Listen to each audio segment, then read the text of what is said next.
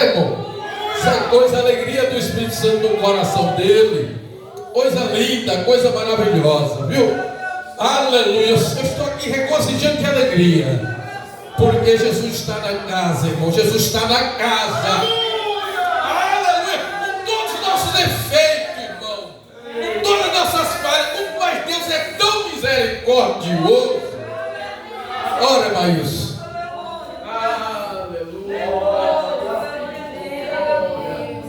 Cumprimento a igreja Papai do Senhor. Passar por essas portas numa hora como essa é como ser colocado na tomada essa hora, né? Cheguei agora, tô só a carcaça, mas ao passar dessa porta para cá já começa tudo de novo, né? E vamos aqui agradecer a Deus por estar aqui, essa presença maravilhosa que a gente não pode perder. Porque se eu e você chegou aqui foi por Ele, né? E a Bíblia diz que todas as coisas é por Ele, é para Ele, tudo é dele. Então, que eu e você venha adorar. E quando a gente lembra do livro de Romanos dizendo que quem está em Cristo, nenhuma condenação há, porque nós estamos com Ele, nós estamos reunidos com Ele, juntamente para um propósito, o adorar em sua beleza e em sua santidade. Amém? Senhor Deus e Pai, estamos aqui diante, Pai, agora da Tua palavra, que o Senhor venha falar conosco, Pai, continuar falando conosco, diante da Sua palavra, diante do Seu servo, a qual irá trazer essa mensagem. Usa Ele, Pai, de uma forma inesquecível e maravilhosa, para transmitir a palavra do jeito que o Senhor quer que Ele fale, Pai. Em nome de Jesus, preencha a cada coração, a cada espaço vazio que se encontra neste lugar. Se por acaso haja espaço vazio, porque estamos aqui, o Senhor nos preenche, a Sua palavra nos preenche, que a gente sai daqui abençoado pela Sua palavra, em nome de Jesus, Pai. Usa Teu servo, em nome de Jesus. Cumprimento a igreja com o Pai Senhor. Aproveitar que vocês estão em pé. Abra a vossa Bíblia no livro de 2 Timóteo, capítulo 1, no versículo 3 em diante. Eita, glória. Desde já agradeço o convite do maestro da Camila. Foi na quarta-feira, no pós-culto, a Camila chegou. Tu vai pregar? Eu falei, Deus me livre. Aí ela falou, você vai pregar sim? Eu falei, meu. Oh, glória. Aleluia. Aquele que achou, diga amém. Aleluia. Está ali então, bonito. 2 Timóteo, capítulo 1, verso 3.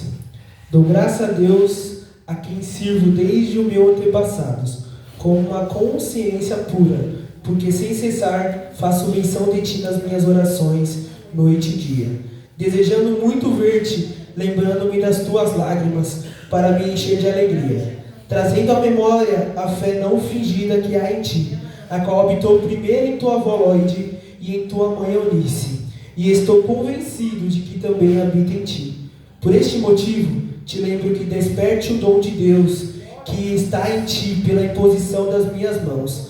Deus não nos deu espírito de medo, mas de poder, de amor e de uma mente sã. Portanto, não te envergonhe do testemunho do nosso Senhor, nem de mim, que sou prisioneiro seu. Antes, participa das aflições do Evangelho, segundo o poder de Deus. Oh glória, pode se assentar em nome de Jesus. Aleluia. Bom, essa carta de 2 Timóteo foi a última carta que Paulo escreveu antes da sua morte. Tanto que no capítulo 4, verso 7, ele diz: combati o bom combate, terminei a carreira e guardei a fé. Mas antes de prosseguirmos, vamos falar um pouco sobre Timóteo. Quem foi Timóteo? Timóteo foi um jovem temente a Deus. Desde a sua juventude, mais novo, antes dele começar o seu ministério, ele já era temente a Deus. Por quê? Porque Timóteo tinha familiares e que ensinou a ele o caminho em que ele deve andar. Tanto que Paulo cita aqui no verso 5, trazendo em memória a fé não fingida que há em ti, a qual habitou primeiro em tua avó Loide e em tua mãe Eunice.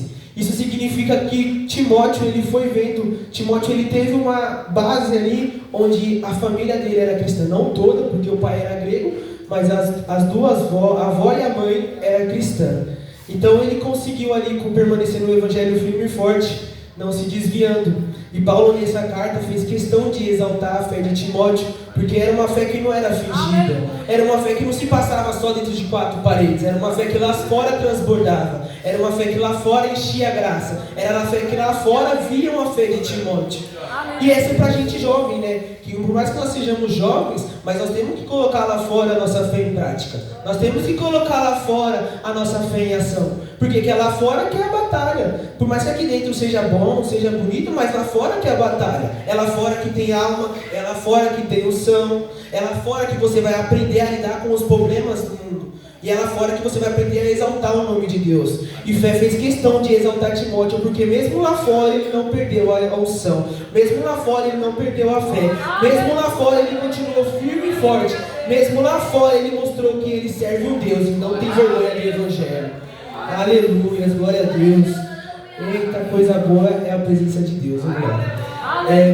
Dou graça a Deus a quem sirvo desde os meus antepassados. O que significa isso?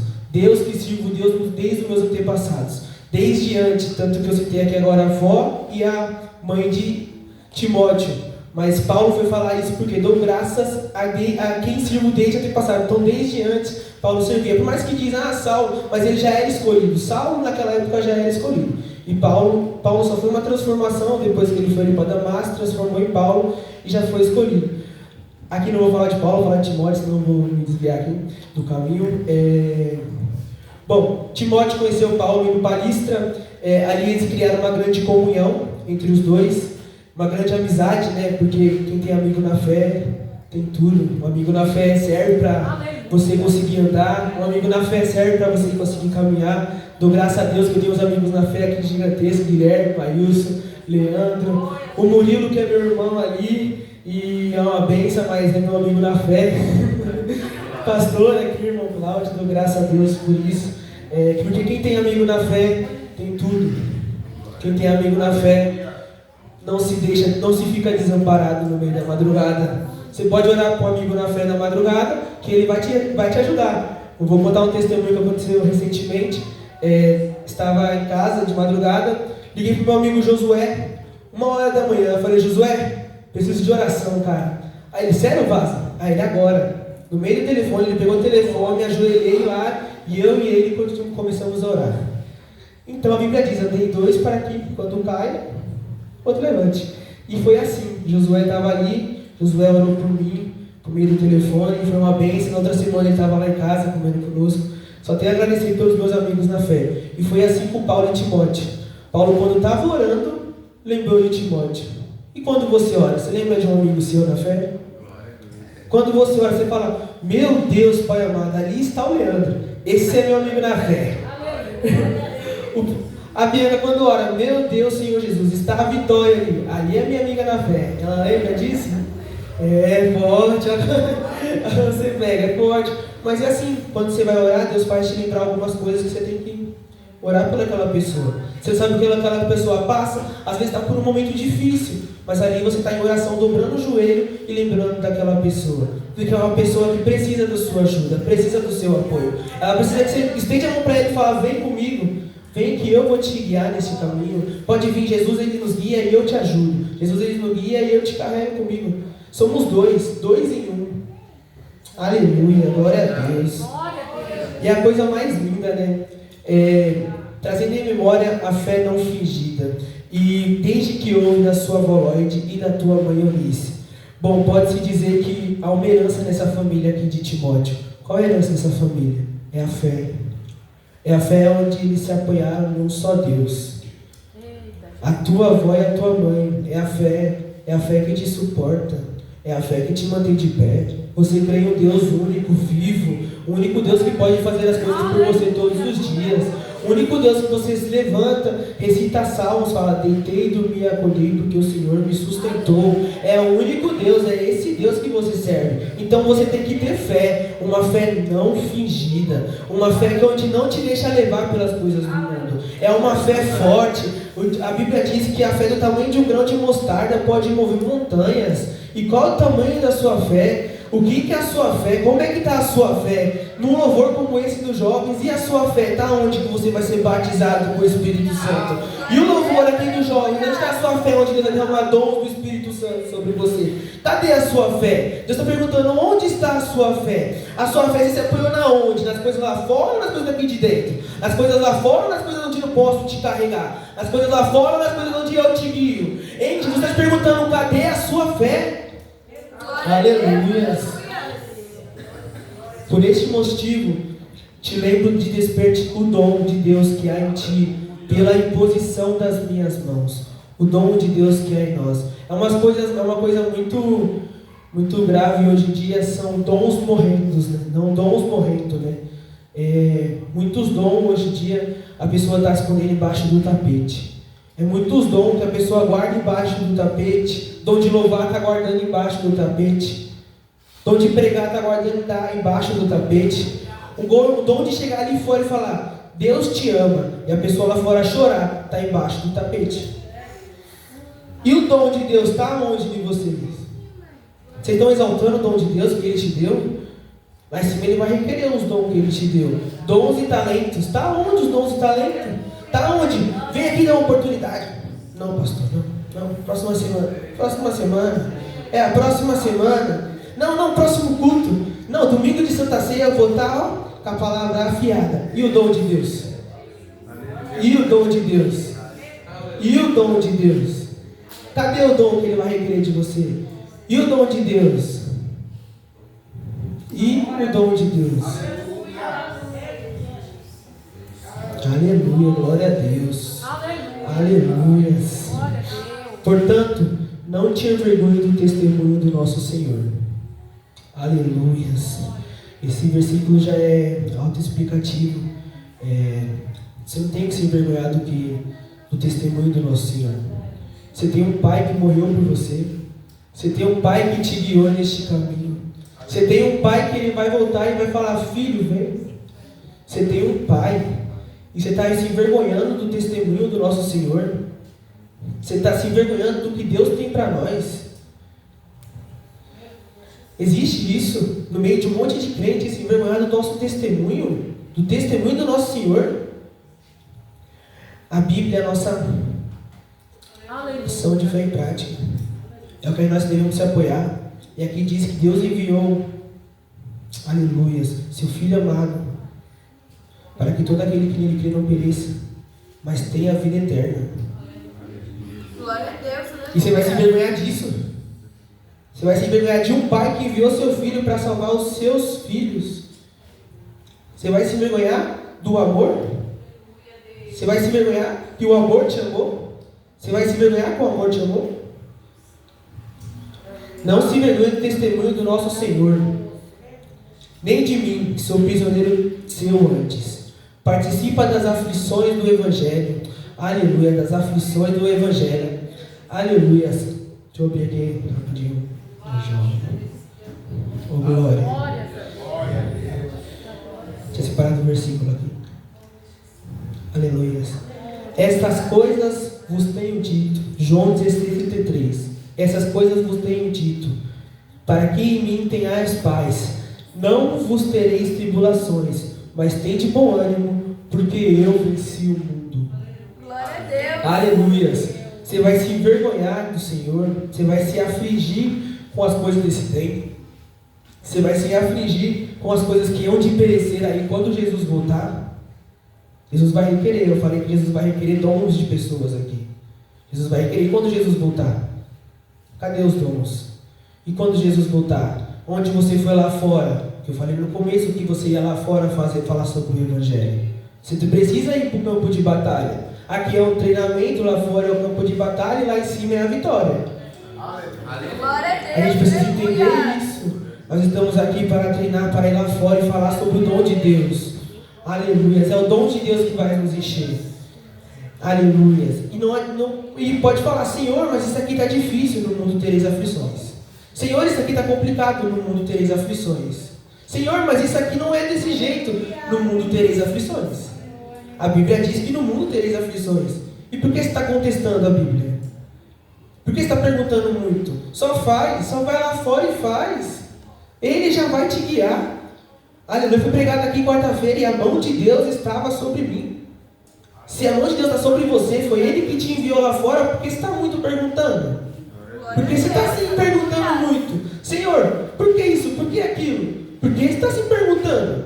Que é a mão de Deus que está te guiando. No mundo tem essas aflições, mas tem de bom ânimo. Eu venci o mundo. Jesus, Ele fala conosco. Jesus, Ele nos guia. Ele nos transborda, Ele nos faz cheio de unção, Ele nos faz cheio de graça, Ele nos faz cheio de temor pela palavra, a presença dEle que é conosco. E porque a gente vai ter medo de ir lá fora? É lá fora que é o campo de batalha. Bom, durante o meu período de conversão, estava me convertindo na escola, né? Então é porque você está na escola e está na igreja, é muito diferente, porque você passa pelas coisas dentro da escola, né? O pessoal fica lá fora, mas é dentro da escola. Só que dentro da escola tem graça, né? Porque eu conheci muitas pessoas evangélicas. E ali na escola a gente fazia, engraçadamente, e pela glória de Deus, fazia culto durante o almoço, que era de 1 hora, né? Integral, a gente fazia culto. E no meio desses cultos, o pessoal da escola ia lá e visitava, né? Fiz muitos amigos assim. E nessa de fazer muitos amigos, algumas pessoas hoje estão na graça de Deus. Algumas pessoas se batizaram, outras viraram líderes de evangelho, e tudo isso começou com o culto na escola. Tudo isso começou com o culto na escola, lá no campo de batalha. Foi lá no campo de batalha onde tudo começou. Muitas pessoas que se batizaram fizeram questão de me ligar, até falo com minha mãe às vezes, fazem questão de me ligar e falar: Cauã, me batizei, cara. Me batizei. E pela graça de Deus, hoje estou firme, estou no grupo de jovens, firme e forte. Eu falei: varão, é bênção. Se você quiser, eu vou aí na tua igreja aí fazer uma visita para tu. Aí ele falou: pode vir, você é super convidado. E foi tudo isso pelo aquele escuto que você fazia na escola. Porque às vezes você conversava comigo sobre a palavra de Deus. Porque é lá que é o campo de batalha. É lá que Deus vai requerer da gente. Ainda mais da gente jovem, né? Onde alguns aqui estão na escola, no ensino fundamental 1, outros no ensino fundamental 2 e alguns até na faculdade, né? E outros no trabalho e na faculdade. E Deus vai requerer da gente. Oi? Deus vai requerer da gente. Deus vai requerer. E aí, como é que foi o seu trabalho lá na faculdade? Não estou perguntando das suas notas, estou perguntando as almas que tinha lá. E o seu trabalho, e você no trabalho, como é que é? Estou perguntando sobre as almas que tinha lá no seu trabalho. E na sua escola, como é que é? Você tem envergonhado a minha palavra? Eu estou perguntando dos seus trabalhos que tinham lá. Cadê as almas que tinham lá na escola? Cadê os dons que eu te requeri lá naquele lugar? Foi no campo de batalha onde eu te coloquei. É no campo de batalha que eu te quero com almas. É no campo de batalha que eu te quero. Lá vocês é tudo pescador, a gente é tudo pescador. Somos pescadores de almas. Temos que querer isso. Temos que colocar o dom em prática. Para requerer alguma coisa, para requerer uma alma. Pode chegar ali fora. O que eu quero é que você venha comigo para a igreja. Venha comigo para a casa do Senhor. É isso que tem que chegar e falar lá fora para alguém que está desviado. Uma pessoa só quer uma palavra. Ela só quer uma palavra, ela só quer Deus, Jesus te ama, ela só quer Jesus vai te salvar, Jesus vai te tirar desse cárcere, ela só quer um incentivo, uma única palavra, é ter empatia pelo próximo. Aquilo que não conseguiram fazer por você, faz pelo próximo, ou aquele que fizeram por você, faz pelo próximo. Que é isso que te falta. Para todo mundo que esteve aqui, foi evangelizado por alguém. Ou eu estou errado? Todo mundo que está aqui foi evangelizado por alguém. É um dom de uma pessoa chegar ali e evangelizar para o próximo. E o nosso evangelismo de chegar lá fora? Ah, mas eu só evangelizo com a igreja. Cadê? Você está evangelizando só com a igreja? E lá fora? E no seu trabalho? Você está fazendo o quê? Na sua igreja, na sua escola, você está fazendo o quê? Evangelizar lá fora. É você falar de Deus toda hora lá fora. É o dom de Deus para você, você falar de Deus toda hora lá fora. Aleluia, glória a Deus. E é isso que Deus quer da gente. A gente se não se temer, tanto que diz aqui no 7, Deus não nos deu o espírito de medo, mas de poder, de amor e de uma mente sã. Para não esquecermos que Ele nos deu poder, nós temos que fazer aquilo que Deus nos pede, aqui dentro e lá fora. Assim agradeço a minha oportunidade em nome do Senhor Jesus.